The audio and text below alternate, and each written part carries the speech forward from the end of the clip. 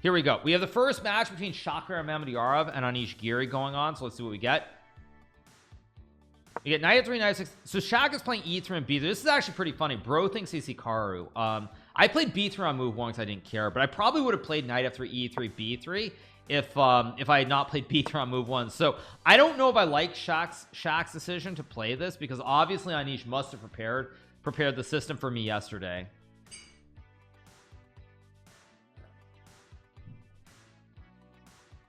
Yeah, Magnus can remember the position over 10,000 games, sure, but so can I. But that doesn't mean we're geniuses. It just means we have really good pattern recognition for a very specific game. I mean, that doesn't mean you're a genius. I guess in some way it does, but so what? That just means we've looked at a million different chess positions and we see all the patterns. Like, that doesn't make you a genius. Like, that doesn't make you a genius.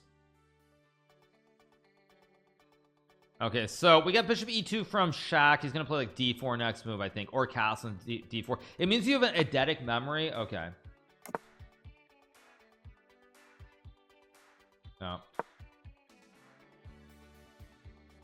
Do you see yourself as an arrogant person? Obviously, when it comes to chess, that's 100% true, because I am very good at the game. And you can't get very good at the game if you don't have that. I mean, some players are very good at like sort of keeping it behind closed doors, but anybody who's over 2,700, they have ego for sure. They definitely have ego. I mean, you'll see people like Fabian or Vishy, they're very good at like publicly not showing it, but I've seen Vishy get very angry. Like when a game ends, he's able to keep it together until he goes back to his room. But all players over 2,700, they get very angry. They always believe they're going to win.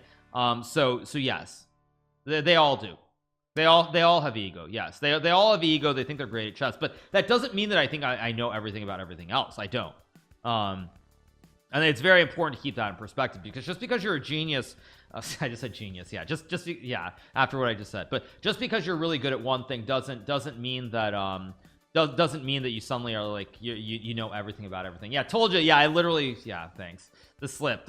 Yeah, now you're like, he's just making up for clicks. He's just saying that, but see, in his mind, he thinks he's a genius. He thinks he's such a stable genius. But anyway, all right. So we get Queen F5 played here. I don't know what Shak's gonna do. D4's a move, maybe Rook C1's a move. Clipped, yeah. But no, certainly as far as chess goes, I mean, I do know what I'm talking about. The only GM who does not have ego is Kasparov. Yeah, exactly. Garry Kasparov, I think, has the biggest ego of any chess player. Maybe not now because he's mellowing out as he gets older.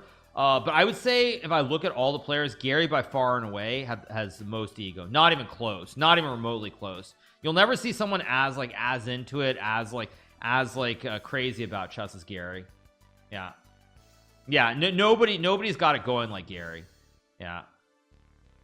We have d4 played here.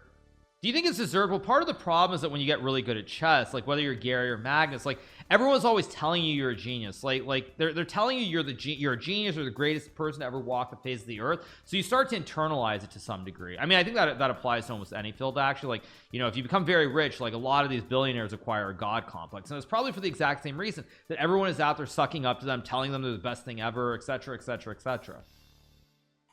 So, okay, waiting for a move here from Anish. Anish plays rook to d8, pinning the pawn on d4. Let's see what we get here from Chakra. I don't really like the position. I don't like the opening choice because, as I said, there's no doubt that Anish prepared this for me yesterday. So I'm a little bit surprised that Chakra is playing one of the openings that for sure Anish looked at for the match against me.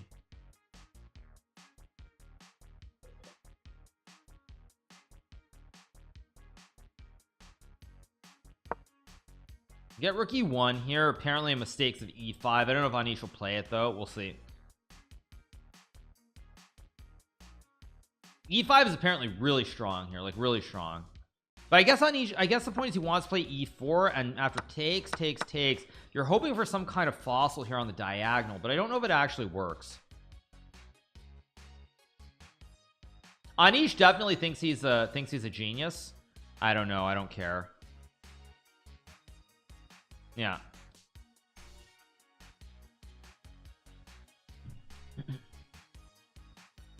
So let's see what we get here from Anish. waiting for a move. I think there's another game going too, right? We also have the other game. We have Gucci Reza versus Nepo, which, by the way, we've got a fried liver in this game. This is the opening that this is exactly what Hikaru Nakamura played to defeat Fabiano Caruana in the last round of Norway chess and win the tournament. So this game also very interesting. We get b3 here. I believe knight g5 queen f6 is supposed to be a forced repetition draw. So we get b3 g6 queen e2 f5 knight c3 knight f4 queen f1 e4 bishop g7. Okay, this is a very, very wild position here. I think Nepo wants to go knight a3 and castle to the queen side here. Very strange position. White has an extra pawn here on d2. Black has a nice chain of pawns, a lot more space, but if white can get knight a3 and castle to the queen side, this could be very, very good for white potentially. In fact, computer does like it for white already. The knight on a5 not great, no jumps either, and the pawn on c6 in the way. If you could get c5, then like just to illustrate the point, the knight to d4, these knights are very, very well placed now. Nepo is either super good or super bad. That is true. Yes. 17 move prep by Nemo. You mean Nepo, not Nemo. Nepo, you mean. Do I regret taking the draw versus Magnus? Of course I never should have taken the draw, but regret is the wrong word, because I played horribly the last 2 days. Yeah. Okay, let's go back to the other game. Anish trades on d4. Again, computer likes e5 or knight h5 here. We'll see what we get. Who's your top 5 players of all time? It's pretty obvious. 1/2 still up in the air, but it's obviously Gary slash Magnus. Third, I think without a doubt, is Bobby Fischer. And then I think it becomes subjective, but honestly 4 and 5 I'd probably put Anand and Karpov. Honestly, I would put Anand and Karpov in 4/5, but again, it depends how you rank, because if you rank like in terms of pure strength, Anand and Karpov are right up there. But based on the time, you look at Capablanca or others, they were miles ahead of the rest of the field. So it depends on your criteria, but the top 3 are very clearly Magnus, Gary, and Bobby. Why am I not on the whoa, knight d3? Whoa, what is this? I guess takes maybe rook h3 to activate the rook. Okay, this is gonna get very spicy in a hurry. This game's gonna get very, very spicy. Ding, not so much ego. That's not true though. Again, just because Ding doesn't speak English a lot does not mean that. And from what I've heard, I mean, I've also heard that some of the other players like Wang Hao have had issues with Ding over the years. So it's yeah, I mean you say that, but I've heard a little bit differently, if I'm being honest. Yeah, like knight a4 is apparently a good move here according to the computer. I don't know if Nepo will find it. I mean, knight a4 or rook h3 are pretty much the only 2 moves, but we'll see which one gets played. Caruana is stronger than Bobby. I mean, of course he's stronger, but Bobby Fischer was 150 points ahead of the field. Fabiano was never even #1 in the world. Like, people really don't understand how good Bobby was. That's like, it's like when I get on chess.com and I play, it's like when I get on chess.com and I play somebody who's like 2800, I'm like complaining because every game I have to win just to not lose rating points. And Bobby had to do that over the board, where he was basically like 150, was it 150 or less, but he's like 150 points ahead of #2. So he actually had that in real life, where he was playing as people who were 150 points lower, and if he drew games, he just lost rating points no matter what. So yeah, but I mean, I think the gap between Bobby and the next players was just like so massive that you'd have to be out of your mind. I mean, he defeated top grandmaster 6-0. Like he defeated Mark Taimanov and I believe Bent Larson by 6-0 scores. That's literally like Magnus going 6-0 against, I don't know, like I'll just say like Dmitry Andreikin, like a random 2700 level player. There's zero chance of that ever happening. He might win a match like 4-2 or 5.5 even. He's never winning a match 6-0. Just never. It's just, he's never going to win a match 6-0. And Bobby was just like on fire, insane. So yeah, to try and compare Fabiano to Robert James is not a good comparison. Not a good comparison. So let's see, the position's slowly petering it out here. White still has an extra pawn, but it's not a great extra pawn. Black has great development in the center of the board with the rooks and D's bishops. Okay, let's see the other game. Let's go back. Okay, very, very slow game here. So let's go back to the Alireza game. So this is the exciting one, I think. This is what people probably want to watch. Yeah, 6-0 means no draws. It means they played 6 games and Bobby won every game. That's what it means. Like it's just it's out of this world insane how good Bobby Fischer was. Okay, computer wants rook d4 to create some kind of T-bone kebab, and Alireza plays it quickly. I don't like Nepo's position here, by the way. There's rook d8, there's rook g4, activation incoming. I think Nepo's pieces are bad. The knights are not good on b2 and b1. The rook is very passive. Black's getting a double stack. There's rook g4, c5 to activate the knight or the bishop. I think Alireza is going to win this game.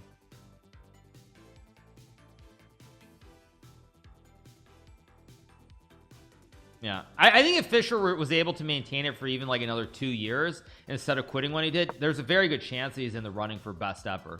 But the fact that he just came, he saw what's it, Veni Vidi Vini, or no, sorry, Veni Vidi Vici, and then he just walked away. I think that's why we don't put him up there, because it was so brief. If he had maintained that even for 2 more years, let's say he played all these terms for 2 more years, I think he's legitimately in the running for greatest ever. But it was so brief. It was so brief. Yeah, Veni Vidi Vidi Gujarati. Yeah, exactly. Yeah. Anyway, Fischer's games were very accurate, even by modern standards. I think many of his games were really precise, really precise.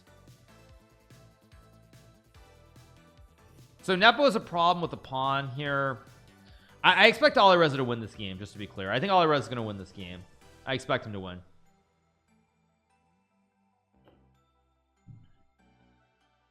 There's also rook g4 here to hit the pawns. I just don't know what white does, because you can't move the knight without hanging the pawn.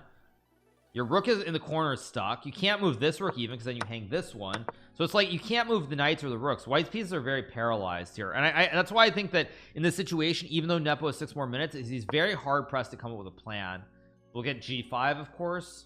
If you take, suddenly the rook is very active, and you don't want to do that. I mean, a4 is playable, but then after c5, rook a3, knight 6, suddenly the knight is jumping to b4, and your knight still can't move, and your rook still can't get out because you have a pawn in the way. So we got rook e1 as expected. I assume c5 will be played here to go knight c6, like c5 and maybe bishop b7 even. I mean, even something like this looks really scary to me. Even though you're up 2 pawns, it looks scary for white.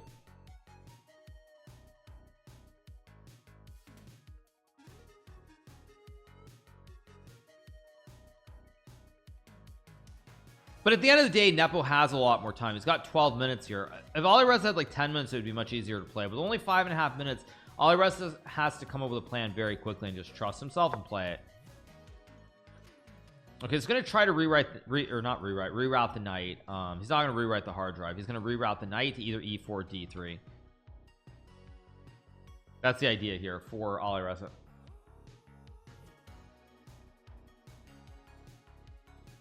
Alireza has been very bad at time management recently. He hasn't been great at time management, but it's been good enough. Someone's gonna blunder soon. I don't know who's gonna blunder.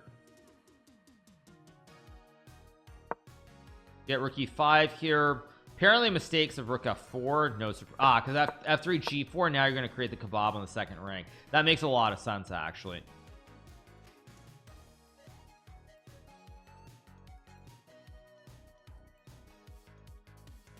Out of the top 10 GMs, who do you have the worst chance against in a classical match? Actually, I don't think it's Magnus Carlsen, if I'm being honest. I think in a match, I think in a match, probably the player that I would least like to face is probably Fabiano. I think Fabiano's preparation is better than anybody else's, at least in the top 10.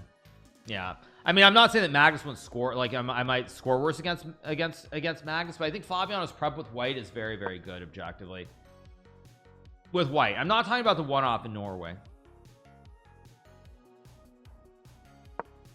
Okay, bishop f1, actually the best move, by the way. g4 wasn't the best move. Bishop f1 apparently is better. Actually, Nepo's in real trouble here. Suddenly the bishop is, if you lose these two, you lose this one, and then black pushes p and wins the game.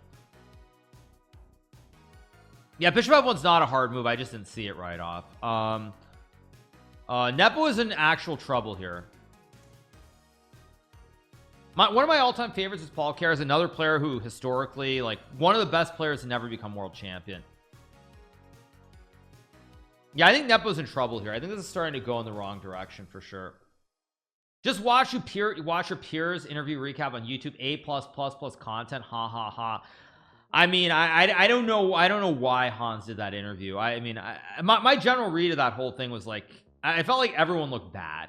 Piers looked bad because of his fascination with anal beads. Hans looked bad because he always was like, he wasn't sure what to say. All in all, I thought everybody looked bad, and it made no sense. Like, I don't know why Hans did that interview. Maybe he just thought any content is good content, but I mean, he didn't like. I mean, he didn't have a good answer. He didn't have a good answer. He did it for the money. I'm pretty sure he didn't get paid to appear on Piers Morgan. Yeah. I just didn't understand it. It's like it seemed like he didn't want to answer. Like when he was asked about it, he's like, with an iPad. Even that didn't sound really all that legitimate, I guess. It just sounded really weird. It just sounded really weird. None of it made any sense to me.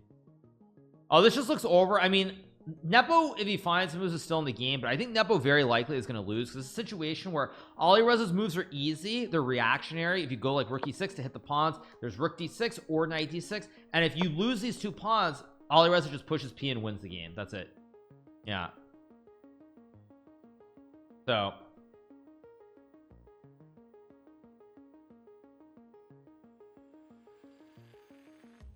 but anyway,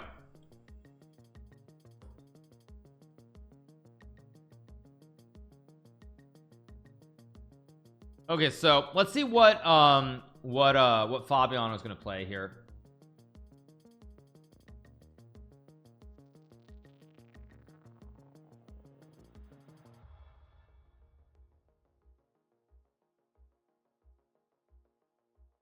Wait, what is this? Is there some new tweet?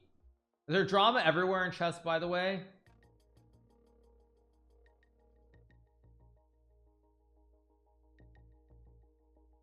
Oh, is there some drama here?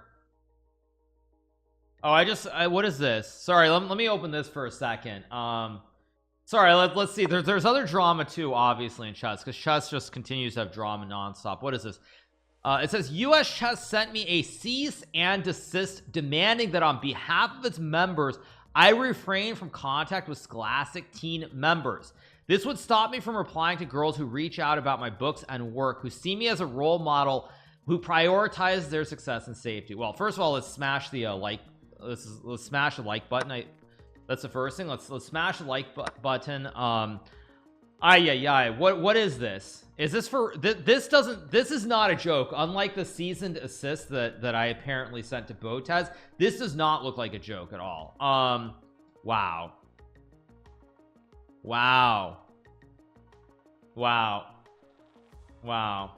It says US Chess took issue with an uplifting farewell email I sent to the girls club on my last day of work, claiming it violated policy, but they got the date wrong, so it didn't. This demand letter was sent within 24 hours of the US chess president's very public attacks. Oh my god. Chess just can't, like, what the heck is wrong with chess? Chess is so broken, it's not even funny. It's not even funny. Wow. By the way, chess, something is full of geniuses, right? Full of geniuses. What a shit show. Pardon my English for a second, but what a joke. All right, back to the game in the meantime. Alireza did get some pawns here on the king side. He's got one pawn. I don't know if he's gonna get a second pawn, but yeah. In the words of Felix Longjaw, also known as XQC, carved wood drama. Yeah, Hikaru cursed the gulag. I mean, what a joke.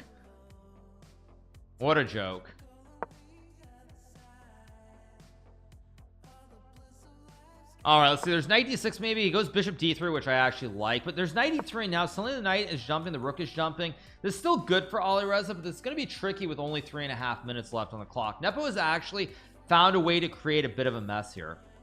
Views on Hans versus Botez Nemo, I already spoke about it.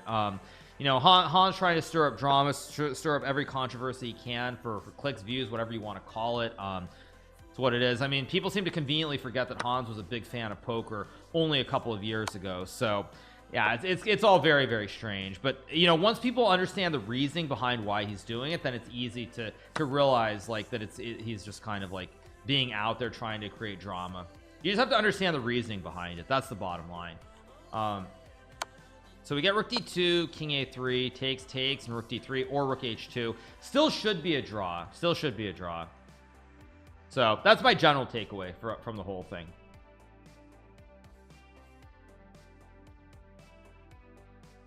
That's the bottom line. Oh yeah, did I say it again? Sorry, Jans, I apologize if I said it again.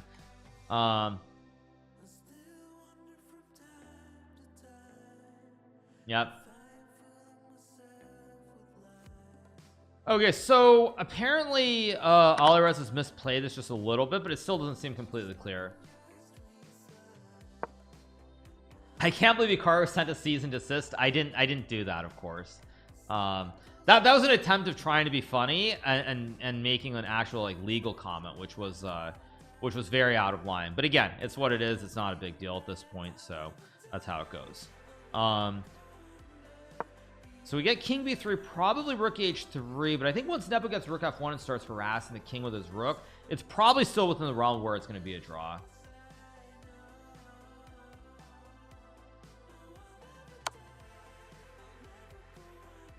Okay, so king b4, knight 6, king c5, and now suddenly white's getting a lot of activity.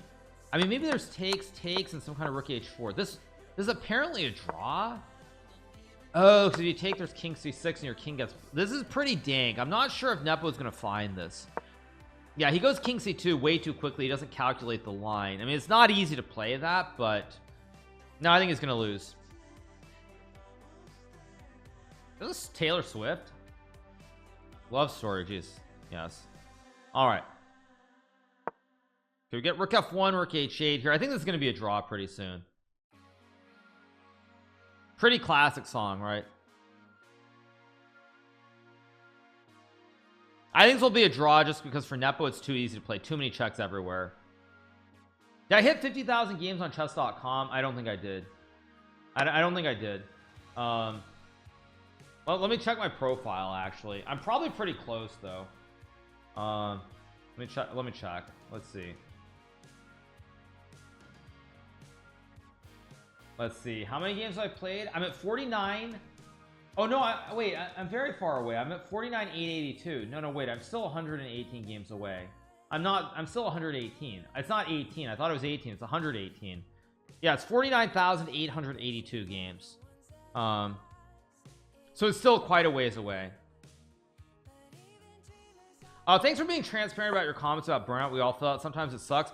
Well, I haven't had to deal with it ever, so it's a very strange feeling because I mean, I like many streamers, like I know that, for example, like Levy and Botez specifically have dealt with burnout at various times. Like you've seen Botez take long breaks. Levy also at various times has done the same thing. And as far as streaming goes, YouTube, obviously you can't take a break because you lose your money if you take a break from YouTube.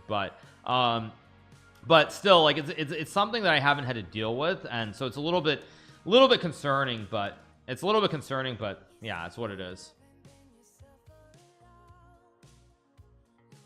So all right, waiting for a move here from Firouzja. I think this is gonna be a draw just because of the time situation. Firouzja does not have enough time to come up with a great idea here.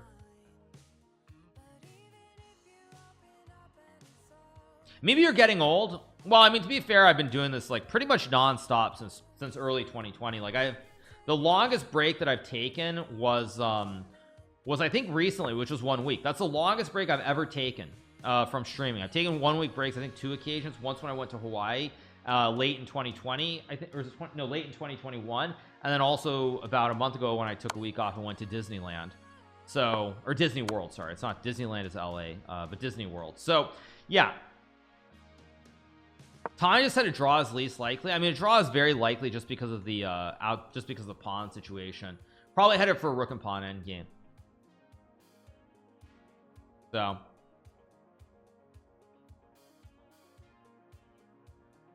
hope you recover well in the hospital. Okay, dude, very funny. Yeah. What's my opinion on Alireza coming back to streaming? My general opinion is that I think he's probably bored, just something to do to kill some time. I mean, I said before, you know, with the thing with all the chess streamers, Alireza is the one person who I think had a real chance to build up a big audience and have some very serious success with streaming if he had stuck with it. But around the time of Isle of Man, which I think was October, was that October 2020, I think, or maybe it was 2021. I mean, I get all the dates blurred together. I think it was 2021 actually, when Alireza decided to focus solely on over the board chess and he walked away essentially from streaming. That killed any chance of that ever happening. So I think he's doing it just to kill time, but he is the one person who had a real chance to make a serious impact and become a top tier chess streamer. He is one person who I think had a real chance, and then when he stopped and just walked away, you know, the opportunity was gone. So okay, Alireza takes probably rook g6 and rook g4. Yeah, like king b5, knight turn takes. I mean, I don't think that I don't think Alireza has enough time to win this, and I don't think objectively this even is winning. So yeah, Levy is a YouTuber. He is now. He was a streamer first. People forget that. It's always wild when people come in and who don't know history. It's very bizarre to me sometimes. Probably king b6 here and king a5. But yes, I mean, Levy was a streamer. He was able to build a big YouTube audience, and he basically, YouTube was more profitable for him, so he more or less walked away from streaming. So rook g4, rook h, okay, king a5. I guess, yeah, it's probably this is just a very clean draw. Just like this will be drawn very soon. Levy is taking breaks while being a YouTuber. No, actually, one of the things that you'll notice in terms of why Levy and I have had the biggest success, not only were we there when everything popped off, but we do not take breaks from YouTube. We don't take breaks. That is the thing. Like, you'll see every single day we put videos out. You made Levy famous. He should be thankful forever. I mean, you're assuming Levy is not thankful. I mean, Levy generally is very complimentary, and at the end of the day, like, I am very happy he's had success. I mean, I know a lot of people want to start drama, but legitimately, I'm do you think GMs are jealous of Levy like he claims similarly? Oh, of course, GMs, of course, you guys. You want the honest truth about Levy? You want the honest truth? You want the honest truth? Everyone is jealous is all hell of Levy. They're so jealous. Like, seriously, you guys have no idea. Wait, blunder. Wait, Nepo just blunders the game. Wait, just as I'm going on to that's a mistake. Check. And king a4. No. Wait, why was king b4 winning? Wait. Oh, because you just walked the king. Anyway, you got to start pushing the p, I guess. Let me refresh the board. Let me refresh it. I still think there's a chance that Alireza will win here, but yeah, no, so to answer your question, of course, you want the truth. The truth is they're all jealous of Levy because, like, and these actually are basically words that people have said essentially, which is basically this: like, Levy is just a random no-name IM, and again, these are not my words, so don't put these words in my mouth, but Levy is basically a random no-name IM who's basically doing better than all except maybe the top 2 pro chess players in the world, maybe top 3. And they don't feel that he deserves success because obviously he hasn't put in the time towards the game. That's the bottom line. That is just the straightforward answer for the realities. Yeah, I mean, they're very jealous. GMs are very jealous of Levy. Very jealous. Very jealous. Yes, very jealous. So but you know, the problem is that the problem with that whole philosophy of being jealous and being angry about it is that at the end of the day, you can be jealous and whatever about it, but why aren't you out there trying to do it? Why aren't you out there making videos? Why aren't you out there streaming? Like, that's the problem with the whole thing. Like, why like, everyone's all jealous of him, but then, like, okay, well, suck it up, go stream, go make videos, like, go do the same thing. But yeah, that's the yeah, it's like when I hear that, it's like, okay, sure, you want to have that take, fine, but what are you doing? Like, what are you doing to, like, to further chess yourself? Like, that's the thing. Yeah, that's why I mean, didn't Levy get insanely lucky? On the one hand, yes, but again, you also have to look at the people who took a shot at streaming and making content during the pandemic. That's the bottom line. I mean, you have to look at the people Still a draw, or is Alireza starting to win this? I'm starting to think Alireza might win this game. This is starting to get very dangerous for Nepo, by the way. I think this is still a draw, but Nepo is starting to make this messy. No, rook g2 just wins. No, rook g2 is just winning, wasn't it? Or am I insane? Wait, rook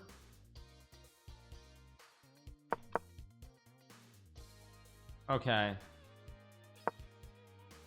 so no, I mean, but the bottom line is, yeah. So whenever I hear any of that stuff, like people being jealous of Levy, like I always find it just very strange, because now there's just king d2, rook g3, rook g8. He just blundered. No, now it's an easy draw, I think. Or there's still king g7 maybe. But yeah, I think Nepo's gonna save the game now. Yeah, now you go king f6. Still should be a draw, but I have a feeling that Alirez is going to find a way to win this. I don't know why, but I have a feeling he's going to win. I'd be jealous too if I committed my whole life to a game that has no money in it. LOL. Right, but then go and make videos. Yeah, go and make videos. Like seriously, go make videos. Levy beat you for sure of the year award. Ha ha ha. Very funny. Okay, very funny. Trying to like be silly. Does not matter at all. So we have king g1, king g5, rook a4, rook c1, rook c2, and takes. But yeah, many GMs are very jealous. But as I said, if you're not going to make the videos and you're not going to do the same thing, why are you even jealous, bro? Like seriously, why are you jealous? Why are you jealous? Yeah, it's just like it's so brain dead. Yeah. We get king h2, probably king d5 here, and then rook c2. I think this is still a draw. King d5. I think this is a draw. Oh, this is a draw because we get the vancura. You get the vancura setup, not to be confused with Vancouver, but this is the vancura setup. This is actually a draw. I believe this is a draw after king h2, right? This is just a draw. Yeah, this is vancura, the vancura defense. You know what's ironic is Nepo actually drew with the vancura defense against me in the Tal Memorial in 2011 when I had a rook and 2 pawns. Actually, I had a rook and 2 pawns versus a rook. What? No. What? No, come on, dog. Dog, you can't be serious. What? Rook f3 is a draw. What the heck? Did Nepo forget the vancura defense? What? No, now you just lose.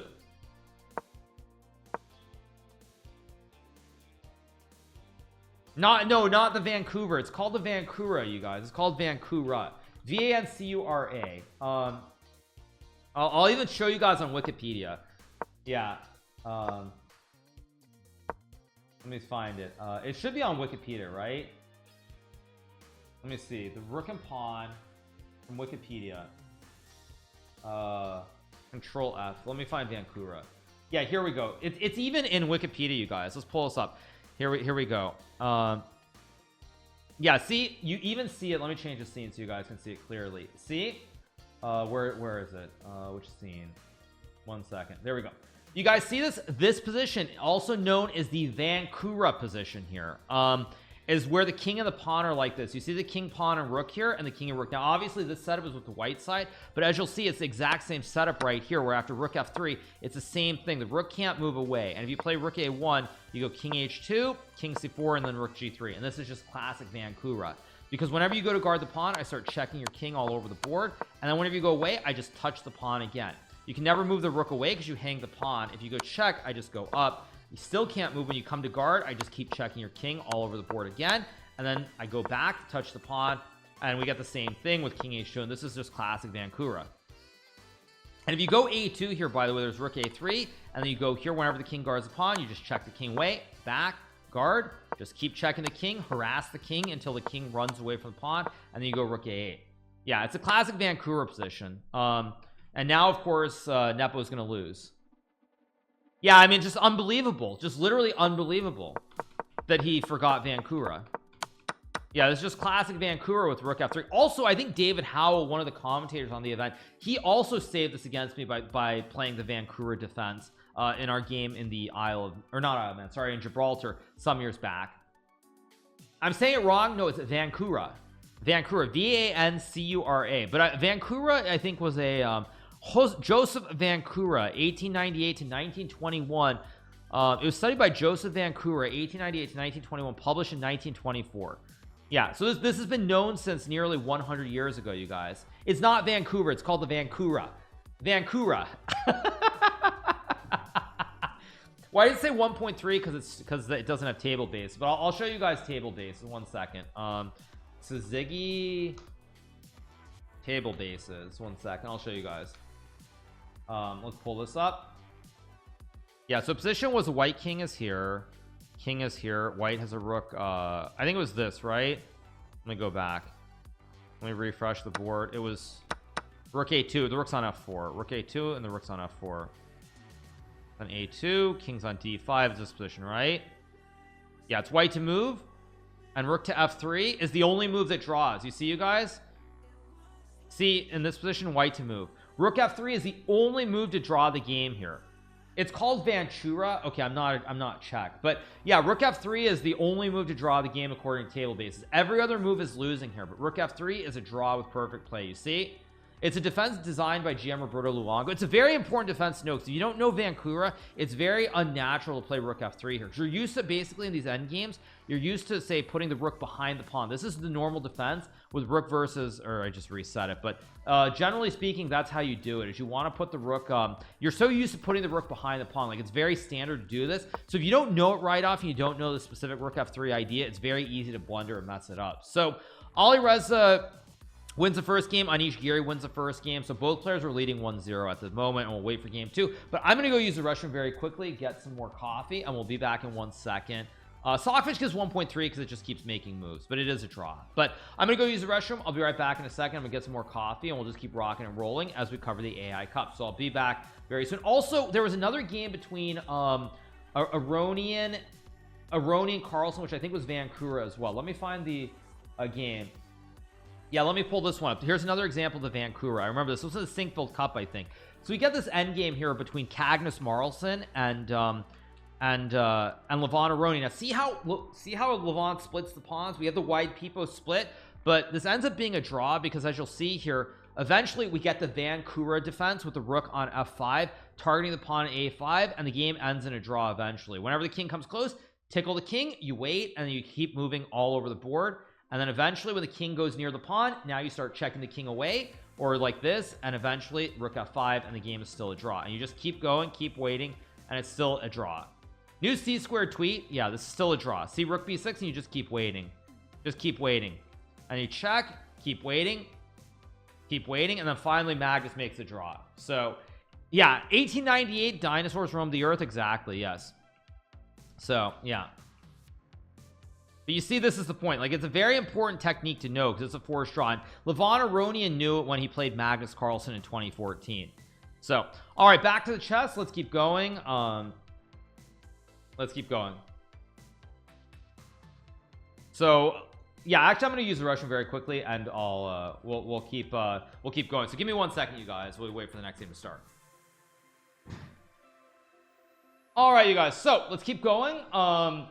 In the meantime, while we're at it, we're going to keep covering the Chess Champions Tour. Who is retired and only does commentary? I don't know. I'm not retired, but yeah. So I like this new Vancouver defense. Yeah, the Vancouver defense is a very tricky end game if you don't know it right off. But you know what's crazy is that Nepo actually saved it. Yeah, Nepo literally saved it. Let me see. Tal Memorial 2011. I'm literally going to show you guys the game that Nepo saved against me. Okay, Nepo had white against Nakamura. Yeah, I'm going to show you guys the game. Yeah, literally Nepo saved it against me in the Tal Memorial in 2011. So let's just keep going. So the game was a Sicilian. I had the black pieces. Also, there's a very important save in the Vancouver defense between Robert James Fisher and Mikhail Botvinnik, I believe, in the Olympiads in like 1961, if I'm not mistaken, or one of those early years. But anyway, let's keep going with the game. You're going to see we get this end game, whatever. Eventually we get this rook and pawn end game, and let's keep going. Like, I thought here I'm winning, but it's actually very tricky still because there's check takes, and I go here, rook f3, and you'll notice once again we get the Vancouver defense. See right here, and again Nepo knows the draw and he saves it with the rook and 2 pawns. And this is Nepo versus me in the Tal Memorial in 2011. So in 2011 Nepo knew the Vancouver defense here, but in 2023 he doesn't know the Vancouver defense apparently. Like, see here, he knows the defense, and you check, you tickle the king away. See, yeah. So I mean, that's the thing. It's almost exactly the same. Yeah, this is a typical endgame that Nepo knew back in 2011, but here in the year 2023 he doesn't know the draw. Are there other defenses like Vancura? Not easily. No, there are not a lot of defenses like the Vancura defense that are very well known, but again, it's something that's happened a lot at the top levels. So all right, let's see. The game 2 should be starting in a second, so we're gonna wait for it. He's washed. Maybe in Eastern Europe the letter C is not pronounced like a C in English. You can say ch like Che Guevara. Yeah, maybe it's Vancura, I don't know. But Vancouver sounds just like Vancouver.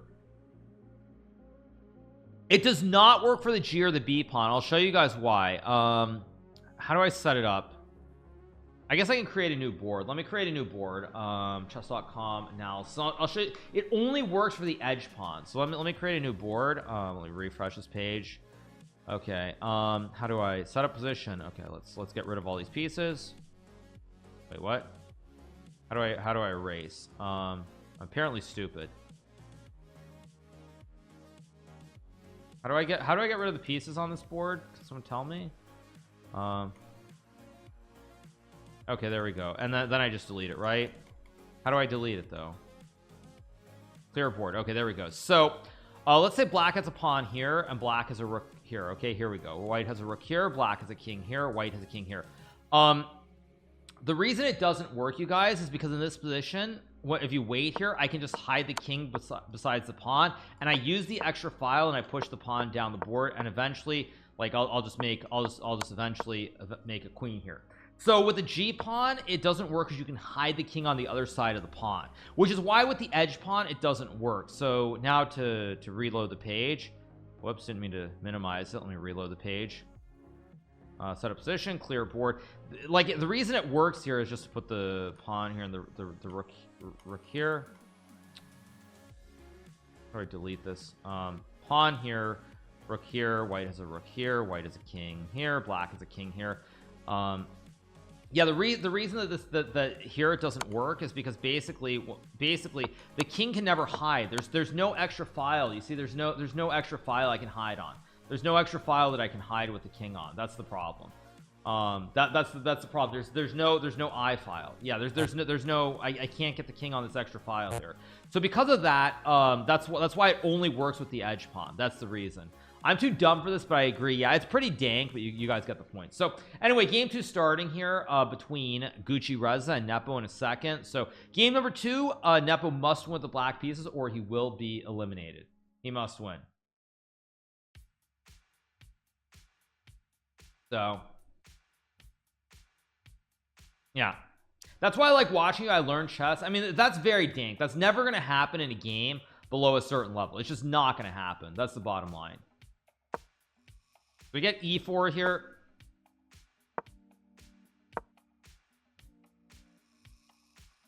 So bishop b5 played.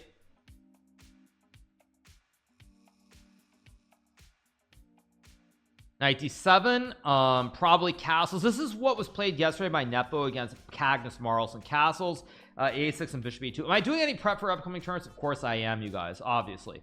But just trying, basically the main thing I'm doing right now is trying to keep it very easy and chill, because those tournaments will be very important. So we get a4 played by Reza here. Either knight f6 or a6 will be played, I think. But we'll see which one we get. We'll see which one we get. But g6 played.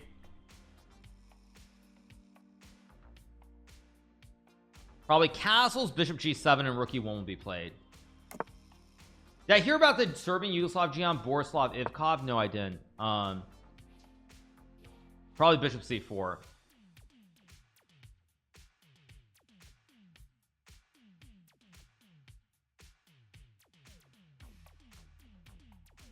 Probably bishop c4 hits the pawn on f7 here, like bishop c4, knight f6, maybe knight g5, but we get bishop e2 instead. So I guess we're gonna get this d3 knight d2 f4 idea again in this game between Reza and Nepo, similar to what we had in the game yesterday between Nepo and Magnus, is my guess.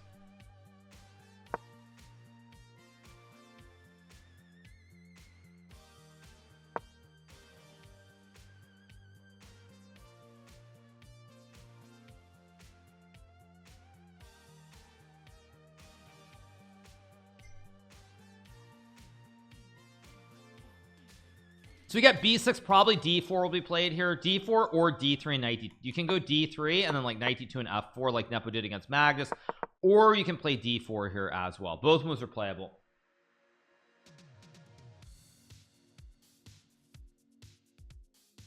Alireza and Nihal are both out of form. Alireza is I don't know if out of form is the right word. He's just not playing a lot lately. He's actually doing what I'm doing. He's just playing very minimal amounts of tournaments. When are you playing live chess again? I will be playing the Qatar Masters, which starts on October 10th, and I will be playing the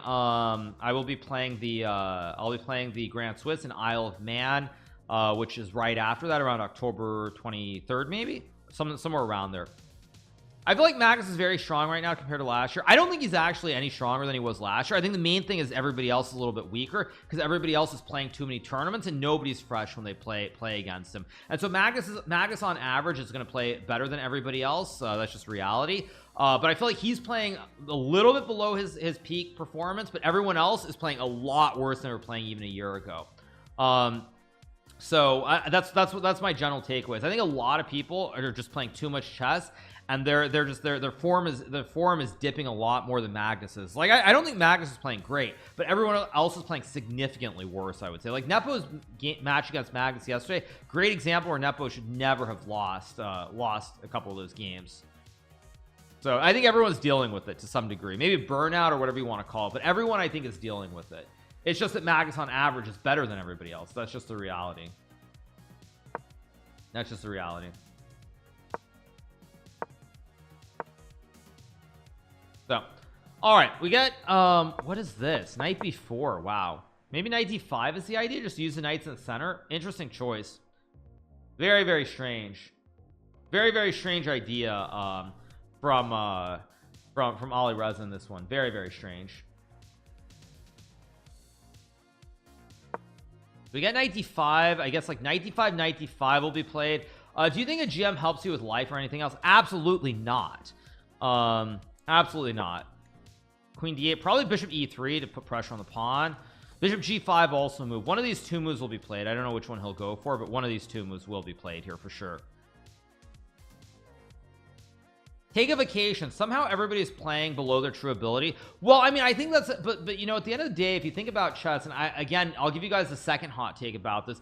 Very few of the people who are in chess right now actually, like, everyone since the start of the boom has had this sort of I think fatalist is the right word, the fatalist mentality, where it's like it's not going to last. The boom is going to die down. Everything is going to revert back to what it was like prior to the pandemic, before 2020. And so for that reason, I think everyone operates under that mindset with a very sort of bearish approach towards chess. And I know I'm using stock terms here, but I think a lot of people have a very bearish approach, and they assume it's eventually going to revert back to where it was before the pandemic. And so everyone is trying to maximize their financial earnings during this, you know, quote unquote golden era, in this like post-pandemic world. So I think everyone's assuming that it's going to eventually revert, so you want to maximize how much money you make before everything goes busto. So that's my honest take. And I mean, I think people are well within reason to have that assessment, because at the end of the day, when you look at chess, there have been many booms over the decades, and they always have busted. You look at the boom around Bobby Fischer. It was really big for probably a year or so, maybe a year, 2 years, around the time that Bobby Fischer was world champion. Chess was popping off. It was really hip and fashionable. And as soon as he quit, within about a year or two, it went back to like the norm and slowly faded completely. So I don't know if fatalist is the right word, but it's the word that sounds cool. So I think everyone's under that assumption that chess will eventually go back there, and so everyone's like trying to maximize it. I don't really believe that. I mean, I think, of course, you know, we're not at the peak of like Mittens, for example, in January of this year, but things are still miles and miles ahead of where they were before the pandemic. So I think that's the thing, is a lot of the top players expect it. If you and Magnus stop playing, chess will die. I mean, it'll take a big hit for sure, but I think even if Magnus and I were to stop tomorrow, like I just decide I'm done, I'm coasting into the sunset tomorrow, and Magnus is like, okay, I'm retired from chess forever, I still think that chess would be doing better than it was prior to the pandemic. Yeah. So How do you relate players' earnings before and after pandemic? You know, it's funny. Actually, I want to cover something when I find. Let me find the Vishy Anand. I want to cover. There's a clip. I want to cover a Vishy Anand clip to talk about that actually a little bit later on. Yeah, I want to actually talk about that for sure. So. Okay, so we have more moves. Bishop F1, Rook C8, because I do want to talk about it because someone was saying the earnings, right? You're saying what were you saying? Someone was saying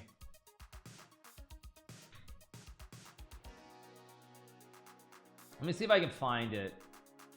Someone wrote a comment, I saw it and then I can't find it. Oh, how do you relate to players' earnings before and after the pandemic? That's what it was.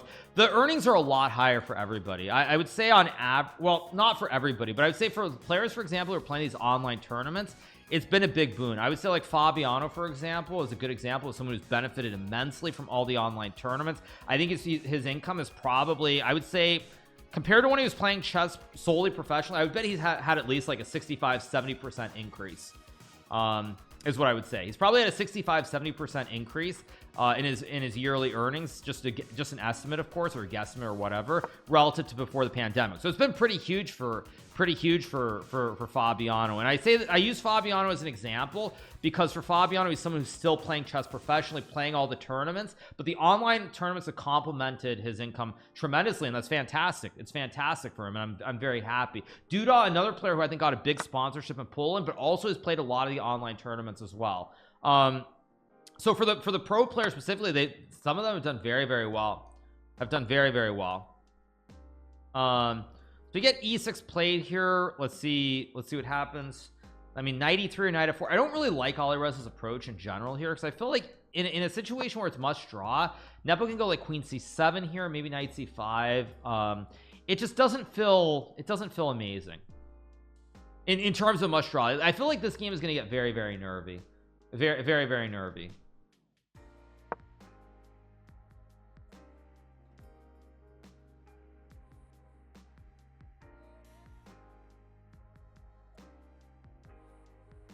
But yeah,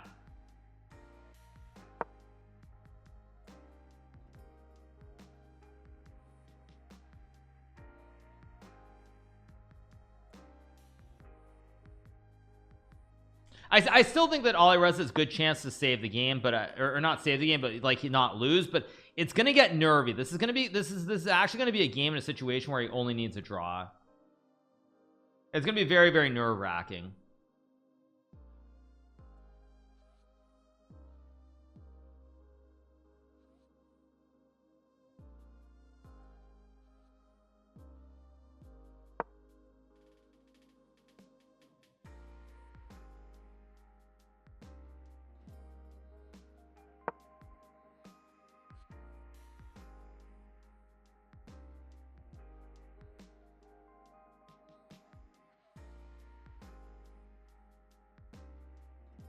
Okay, so rook d8 played here. There's gonna be d5, maybe bishop e5. Sorry, I was just looking for something for later to cover an Anand thing specifically, but anyway, yeah. What do we have? We have rook f d8, queen c2 played here. Let's see what Nepo does. Nepo can play d5 here. There's also like bishop c6 and b5 maybe. At some point he's gonna have to go d5 though, I think, to try and open. Have I ever visited Easter Island in Chile? Isn't that like 6-hour flight from Santiago? I've never been to Easter Island. But anyway, back to the game. I mean, there's d5, maybe bishop e5, also a move. I think one of these two, bishop e5 actually makes some sense because if you get some like rook d1, d5, suddenly there's a massive attack on this diagonal. So let's see. But the Anish game looks interesting. Well, Anish is also in a situation where Anish only needs to wait. Is Anish just winning out of the opening? We get a Scandinavian opening here from Shakra Mamedyarov. Wait, what is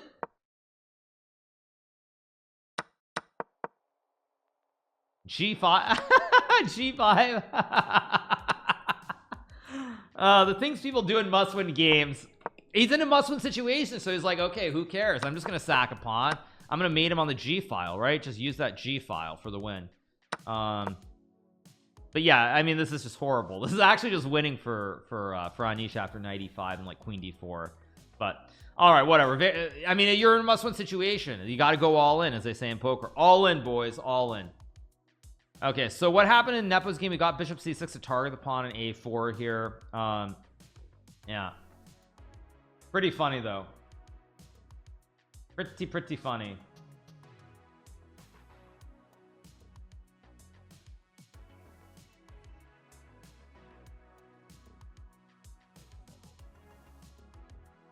So, all right. In the meantime,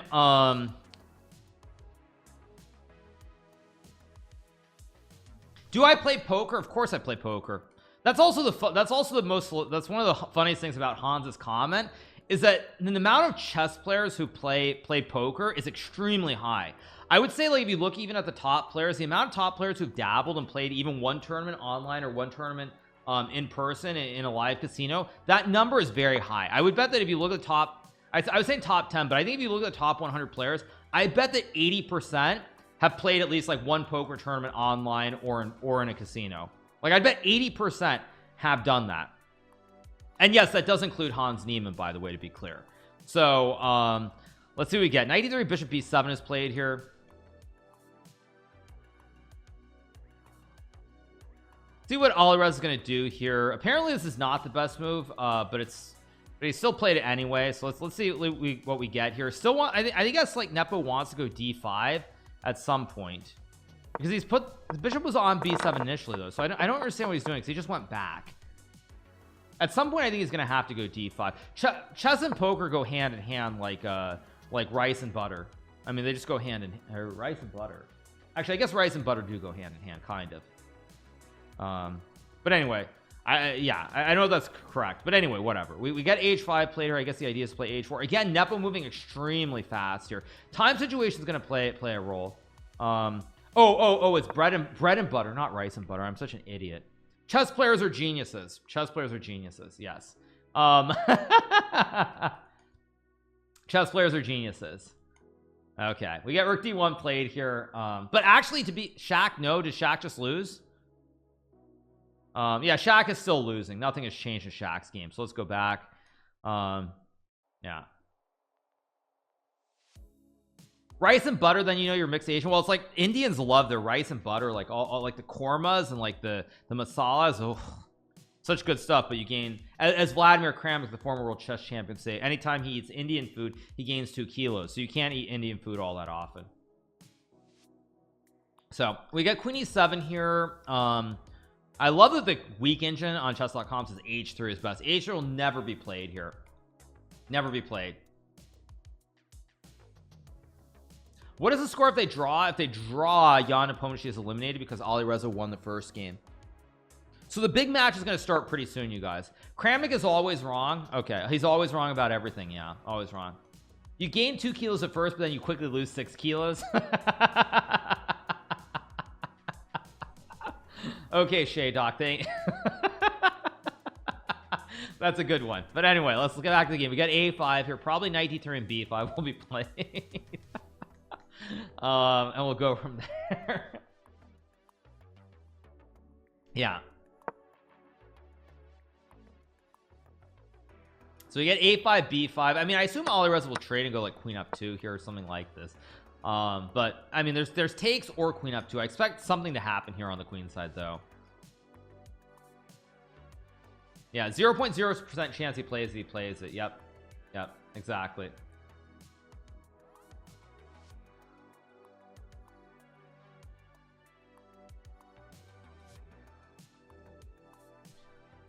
We got a5 b5. You really believe Anish account, whoops, I didn't mean to click that. You really believe Anish account was hacked? He said that yesterday. Was he referring to what happened a long time ago? It's interesting because, like, if you look at the comments, like, it's actually like it's kind of split. Like Peter Heine Nielsen, if you read what Peter Heine Nielsen wrote about that whole situation, Peter Heine Nielsen, it seemed pretty clear to me, does not believe Anish that his account was hacked. So like Peter Heine Nielsen does not believe that his account was hacked. I assume it was, because like I've never seen, I mean, Anish has never spoken like that, or he's never acted like that. So my assumption is it was hacked. There are definitely some people within the chess world who actually believe that Anish's account was not hacked, and that he basically created a story. So we got knight a4 played here.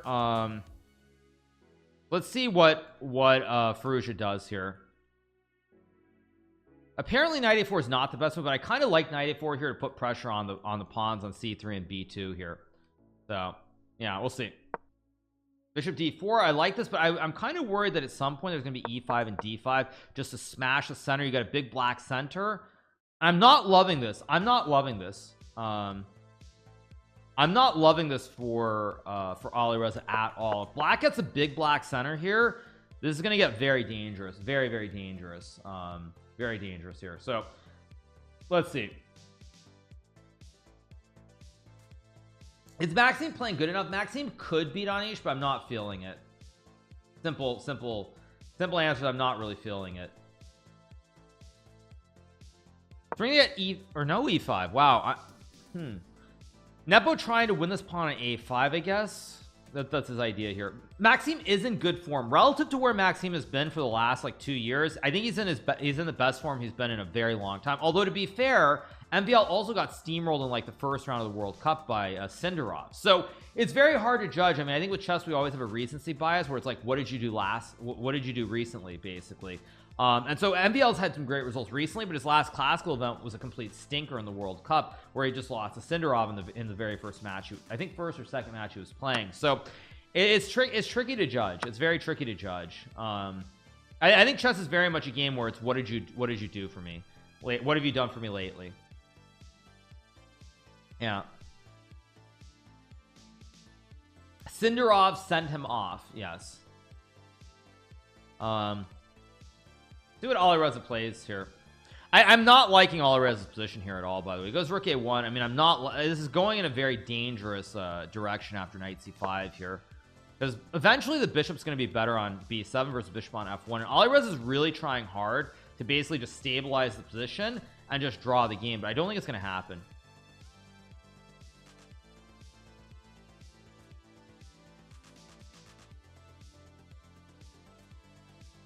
Oh. Let's see what we get here from Alireza. What has Magnus done lately is more like what has he done for the past decade? Yeah.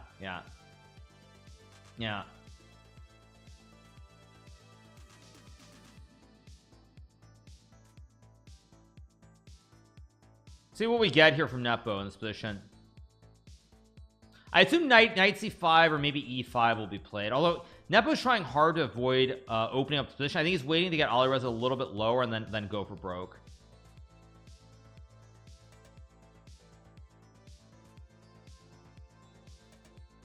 I think knight c5 makes sense, although again pieces come off the board here, but the a5 pawn is always a weakness here for white. I like the respect you have for Magnus. I mean, everyone tries to go over the top and create drama because like they think that's gonna be cool to the average Joe, but all of us are on pretty good terms with each other. Like we're all on pretty good terms for each other. Like even Nepo, for example, I fully expect that the next time I see Nepo, whether it's Isle of Man or Qatar or wherever I see him, I fully expect us to be on good terms, laughing and joking around, in spite of what he tweeted. Like I assume he's just gonna be very friendly and we're gonna be like, we'll be on good terms. Like it's all this like fake drama, all this fake drama. Yeah. We get King G1, very strange move. I don't understand King G1 at all from Alireza here. Very strange move.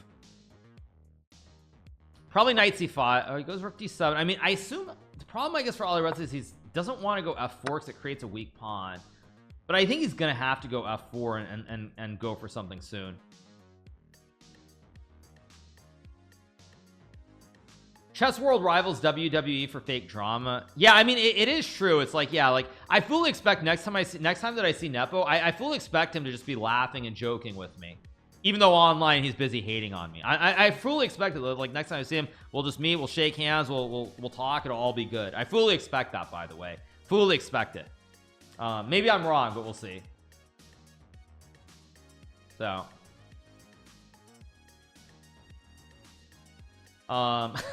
call him out then. Yeah, call him out. Yeah. Wear some headphones the next time I play Nepo online. If I play him in Title Tuesday, of course. Yeah. Do I think it's two-faced? I mean, it's kind of weird, but like whatever. Like, I mean, whatever. You know, I think people oftentimes forget that at the end of the day, you know, we all are in this very small group of people who've actually made a living playing chess professionally. Like, obviously I'm a streamer more than a player these days, but like we've made our living as players. And in the world of professional chess, I mean, I would say not more than the top 20 players make a living. Top 20 players in the world make a living as chess. So even if it's competitive and at times like it gets heated, like we're all very, very much aware of how lucky we are to be able to make a living. Because like 20 out of probably hundreds of millions who play chess is that's a pretty bad percentage to make a living. That's a pretty bad percentage. I'm gonna be honest. Like 20 out of like 50 million is pretty bad. So I mean, those are not good odds for making a living. Apparently Nepo made a mistake, and actually Alireza now has a good bishop and he kept his chain intact. So I think Alireza actually is completely fine now. Yeah, like c3 rook c4 and it's a draw, or a5 hangs, maybe not so simple, Djokovic says the same for tennis, only 400 players live off that. Sure, but Novak joke, but the thing is they're making well into the millions. Like the difference is that like in chess, chess is not a $1 billion industry the way that tennis is. Like tennis is literally, it's bad to compare chess to tennis. It's a bad comparison. Let's just leave it at that. I think Alireza is easily going to draw this now, by the way, because once the diagonal opens up, even if we get this, he's rock solid. Bishop spies the pawn, rook guards, his pawn chain is connected, and it's even material. So I think Alireza has no real risk to lose this game, even though he's a little bit low on time. What are my thoughts on C-squared last week? I don't know what their tweet is, but what is their tweet? Let me go to it. Let me see. What did they tweet? I assume they're probably trying to jump on the drama train. Let's see. What is it actually? Wait, that's what is it? Let me apparently looking for, wait, I need to just go to Google. It's CSQ. Okay, there it is. What is their tweet? It says it is difficult to equate poker, skill-based game, to degenerate immoral gambling. At the same time, with the advent of sometimes unscrupulous betting sites around the streaming chess ecosystem, it seems to be an important discussion in which both sides can construct a persuasive argument. With that being said, none of these arguments can successfully be made through short-form social media posts. We propose and are ready to host and mediate a long-form discussion. That's just kind of weird. That's just weird of Christian to tweet that. That's just very weird to tweet that. Yeah. That's just, it's very weird for Christian to tweet that, because like if you're gonna actually say that, then where is the outrage? Why was Fabiano playing all these chess.com tournaments that have been sponsored by Coinbase? Like I mean, no joke. Like like Fabiano right now should never have played any of the chess.com events, because many have been sponsored by Coinbase. Yeah, that just sounds really weird to me. Just very, very weird. Alireza, by the way, in great shape. He is going to save this game for sure now. He is going to save this game. Yeah. Yeah.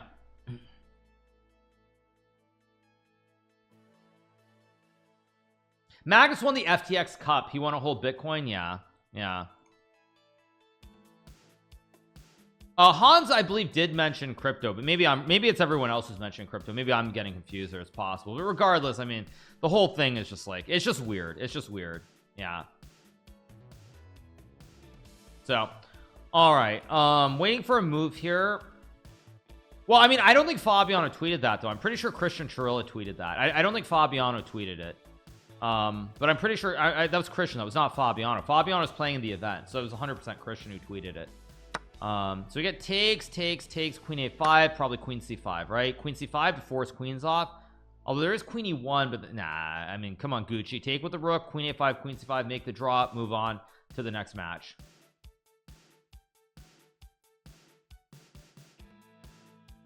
So let's see.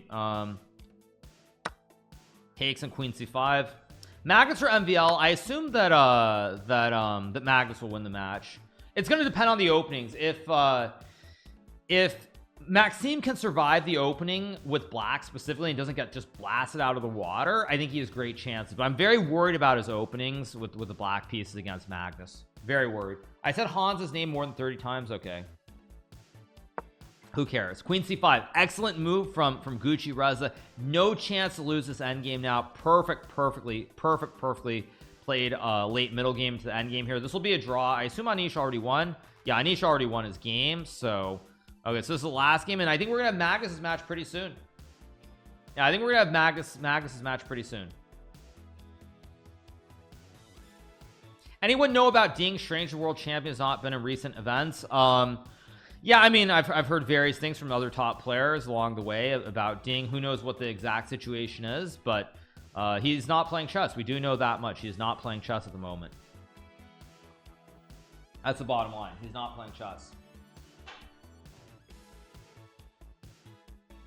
Okay, now Nepo is thinking here with 5 minutes versus 1 minute, but there's just nothing he can do here.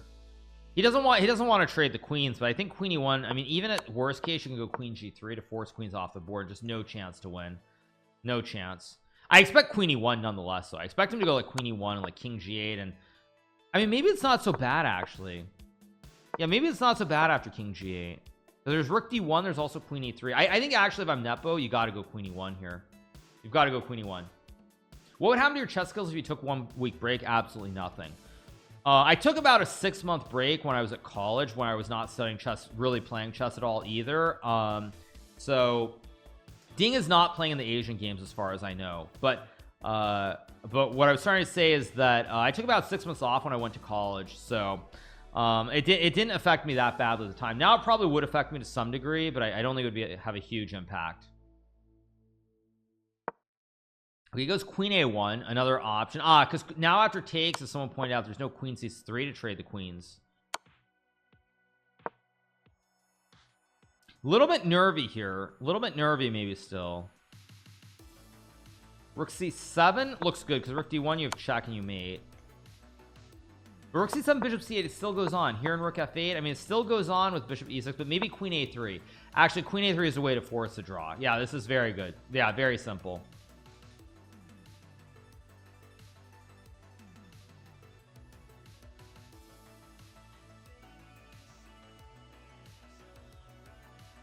Yeah, probably just rook c7, queen e7, and queen a3 is the easiest way to do it. Yeah, bishop c8, queen e7. I mean, maybe... Oh, wait, there's no queen d1 because then you hang the pawn. It's a classic kebab on the 7th rank. Why is it so hard to look at the World Junior Championship standings? Can someone tell me who's leading? I don't know who's leading. I mean, chess.com events is, shall we say, lacking in some ways. Let's leave it at that. There's also queen f4 here to go queen c1 as well with a classic right triangle. Like queen f4 is a right triangle, 90 degrees, and you have queen c1 to create the pyramid of Giza, or queen f6 also to hit the pawn. We'll get rook f8. And the problem here though is maybe again I think you're gonna have to go queen c3, queen a3 or something. But he's getting low on time. He's down to 20 seconds. Wait, what's going on? He's down to 20 seconds. I mean, he'll save it, but yeah, maybe queen c6 and queen a6 is also an easy way. Ooh, I don't like king f2.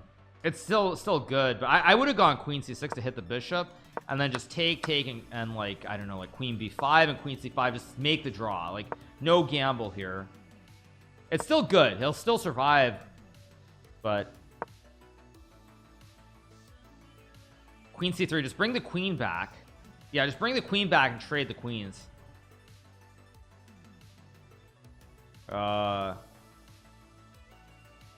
What's going on?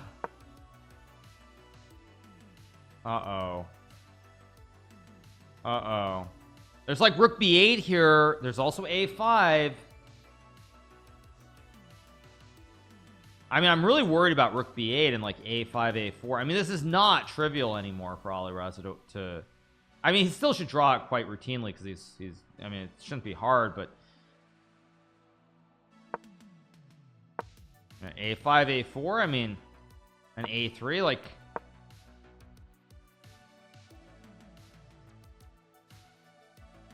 I mean, I guess he wants to go queen f6 and go back, like a4, queen f6, queen c1 now, like queen c1, and this is getting a little bit tricky. Yeah, I'm actually kind of appalled by Alireza's choice here. Like queen c1 or queen h1. Like queen c1, I mean, he's still fine, but like to let your time get this low and to not just force these two pawns off the board and make the draw is very, very dubious. No, the problem is this is not an easy draw. There's no way to just trade off pawns and get an easy draw where you can play every move in 2 seconds. But queen h1 is a serious threat here, I think. Oh, and I guess there's queen f6 still. So like queen h1, king g3, queen e1 would be winning. Nepo also has all day to think, which is very helpful. Now, queen f6, of course, queen c1, queen d4. Queen c3 allows to trade in a3, a2. Oh, apparently rook b7, rook d7 is dangerous now. Oh, rook b7 is kind of dangerous now. Uh-oh. Move! Queen c3, just move. Rook d... Oh! What are you doing? What? Oh my god, you cannot be serious, Alireza. What? Are you for reals? I mean, all he had to do, why is he trying to win this game? All he had to do here was play queen to c6, attack the bishop, take and go like queen b5, queen c5, guard the rook, 4v3, 0.00% chance of losing. And instead, he tries to win the game like a genius, and now he's going to lose the game. Absolutely horrible. Horrible, horrible, horrible, horrible, horrible. Unacceptable from Alireza. That is so bad. No, I mean, he literally was... Why was he trying to win this game? I mean, it's just so insane. Queen c6, attack the bishop. Bishop e6, takes, and go queen, even queen a7 here. You have 4 versus 3, you're up a pawn. You can literally draw this position 100% of the time. And instead, he doesn't do it. He leaves the pawns on the board, does not make the draw, and he ends up blundering in this endgame. Just unbelievable. Absolutely unbelievable. Unbelievable. So that means we're going to have Armageddon in the match, but that means that it's going to be delayed. The match between Magnus and MVL will have to wait.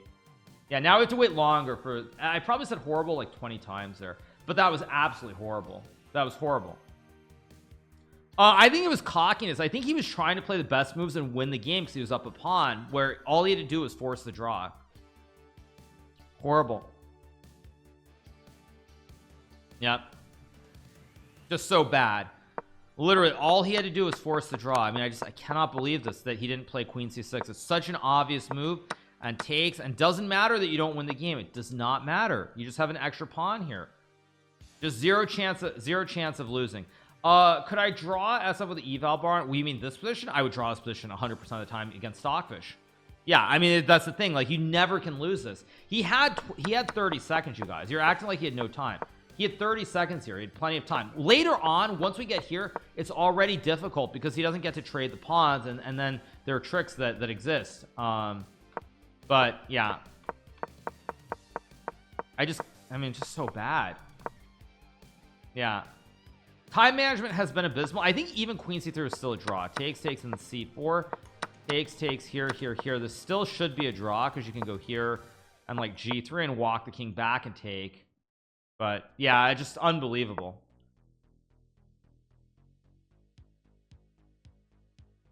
I assume Nepo is a big favorite now just because Alireza is going to be shook. He's definitely shaking because, I mean, he should have drawn that game literally in his sleep. Yeah, literally in his sleep. What is 28-29 about? I don't know what you guys are saying, but time management was horrible. Everything about that game was horrible. I assume Nepo is not going to bid super low. I know that Nepo is one of the players who likes having the white pieces generally, so I think Nepo is going to bid I think Nepo is going to bid. Nepo will bid. I think he's going to bid like 10 minutes. I don't think Nepo is going to go super low. That's my guess. Highly doubt it.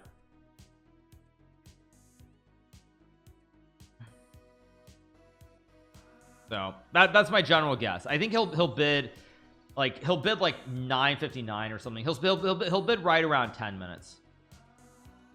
That's my prediction. So all right, anyway, waiting for the game to start. I'll probably start in about 5 minutes, so I'm gonna go use the restroom very quickly, and I'll be right back in 1 second, you guys. But after the next Armageddon game, we will have the match between Magnus and MVL in between. So we have game 3. Let me put the music back on. Okay. I'll cover that after this game ends, before the next match.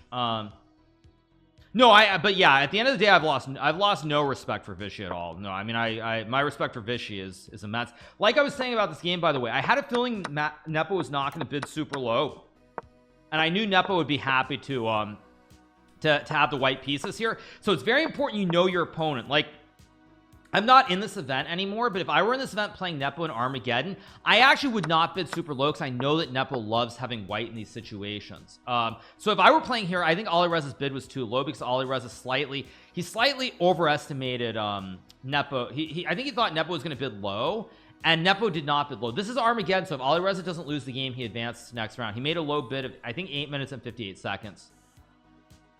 So yeah, I'll find the other interview. Yeah, I have the other interview. We'll watch it when we're on the break after this game before Magnus and Nepo play. So you think Magnus and I know the best match strategy? Probably true. I love Nepo's position, by the way. Here he's got D's bishops. He's trying to attack fast here. If he can get Alireza to have to think for like 1 to 1.5 minutes on any move pretty soon, I think he's going to win. He needs to get Alireza to think for a bit here.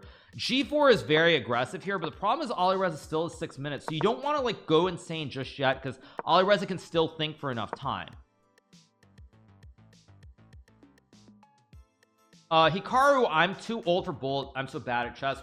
Hikaru react. I hope I won't feel like I'm too old one day. Yeah.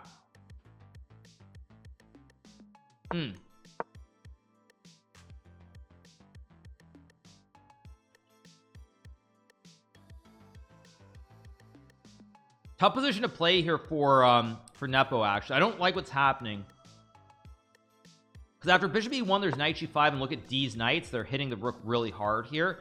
And if you play rook e1, which is the other move, I think black can even just trade and go queen g5, like even this, or is this is losing. Oh, you have knight g6. Wow, yowie yowie. I hope this doesn't happen. I could see this happening if Alireza moves quickly. Oh no, don't go queen g5. Don't do it. Oh no, don't do it, dude. Don't do it. It's very obvious looking at an Armageddon game where we're trying to simplify the situation. He's using enough time that he won't play it now, but it's a very natural looking move to play queen g5 to try and put pressure on g2. I guess actually he won't play it anyway because there's still f4 and g4. So actually the fact that there's f4 as well makes it a lot. He's not going to play it.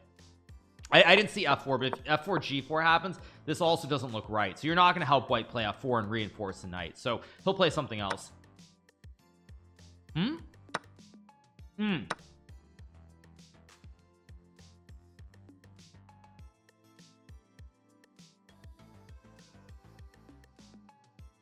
Nice sack from Alireza here. I love the sack because now it's very easy. Alireza gets rook c8. He's got easy play. The knight on f5. Great bash in here. The knight holds the pawns. We also have a classic bathtub formation here. Yeah, actually, I love this. I love this from Alireza. This is fantastic because now all his moves are easy. Rook c8 is easy. Alireza is going to survive this here. He's going to survive now. Yeah, bishop g2. It's a really nice nice tactical vision from Alireza here.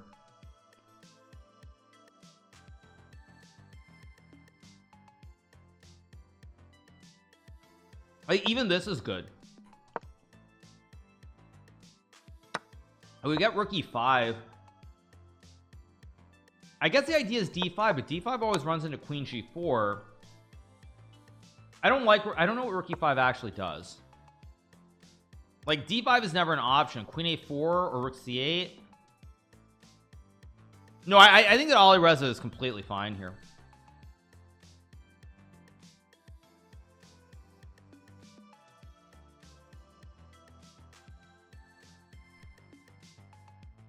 Yeah, the knight on f5 is amazing here. Yeah, this knight on f5 is amazing. Really, really good piece.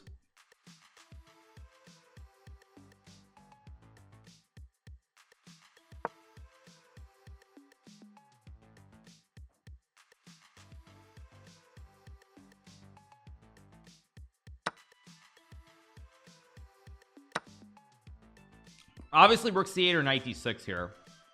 You've got to go rook c8 or knight d6. One of these two moves should be played. Goes knight e7. I'm not in love with Alireza going to this endgame because what this also means here is that this Armageddon game is going to go for a long time. Like now it's an end game where Nepo has no risk, and with queens off the board, Nepo is going to be able to just keep massaging the position and keep the game going here. I think there's a very good chance that Nepo wins this just because of the time situation. This is going to go on and on and on here. This is going to go on and on. Like rook d3, rook c2. I mean, it's easier for Alireza to play, but the fact that it's an endgame means it's going to drag on forever now. And there are no increments. Nobody gains any time. That's why Alireza has less time to begin with.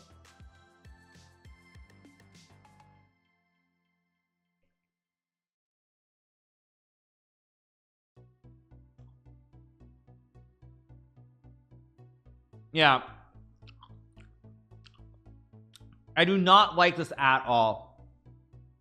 Because now the game is just going to drag on forever. That's the problem. For Alireza, this game's going to drag on. There's king f1, king e2, king d3, rook d3 back eventually.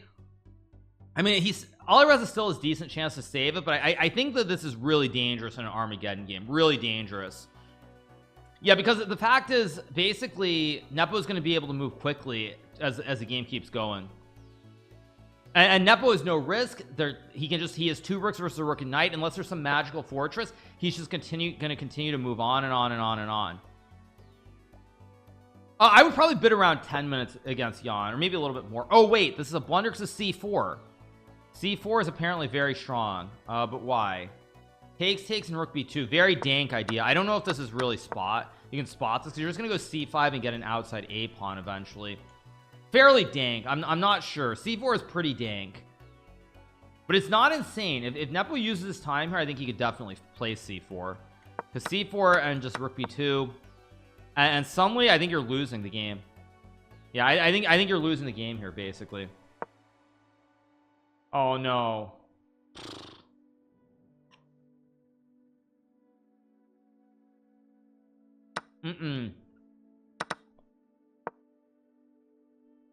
Oh wow, this one too. No, Alireza is just gonna lose. He's gonna lose on the queen side. Yeah, you sack the rook, push the p, win the game. And now after takes, you can't guard your queen side pawn. I'm just gonna push p and win the game. No, it's just over. Oh, c5 is beautiful from Nepo. Yeah, I mean, why would you ever trade the queens here? Like, I don't understand why you would not play queen a4 here, for example. I don't know why you would ever trade the queens. Ever. And Nepo's gonna win the game. I never would have traded the queens there. Never.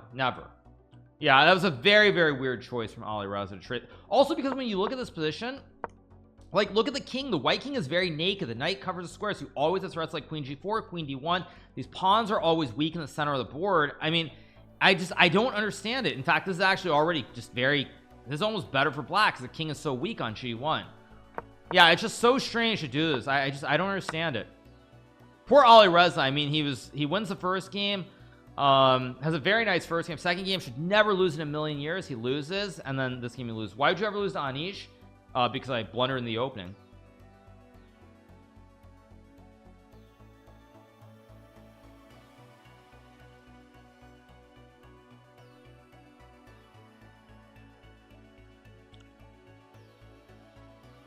No, it's just over.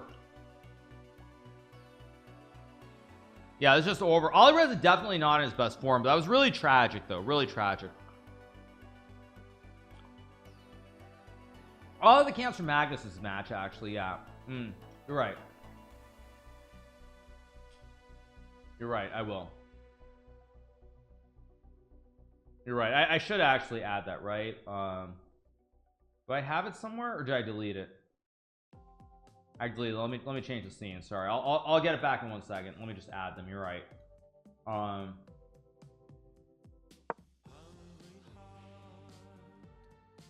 second. I'll change it back. Just 1 second. There we go. 1 second.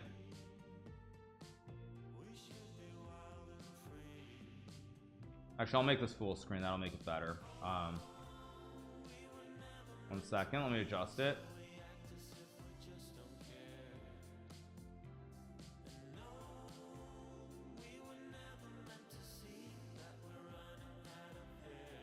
Okay, let me put this here. There we go. Okay, there we go. Let me adjust the logo as well.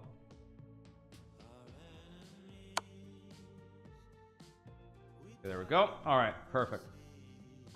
Okay, so back to the game. What's going on? We have knight f3, king g2, king h1, king f1. Does not matter. Just push this p and win the game. Yeah, just push the p and end the game on the spot. Yeah.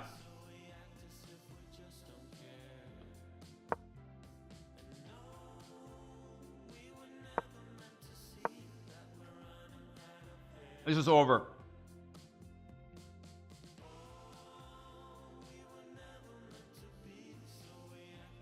Yeah, just really insane to trade the queens by Alireza. But Nepo, to his credit, he played some great moves.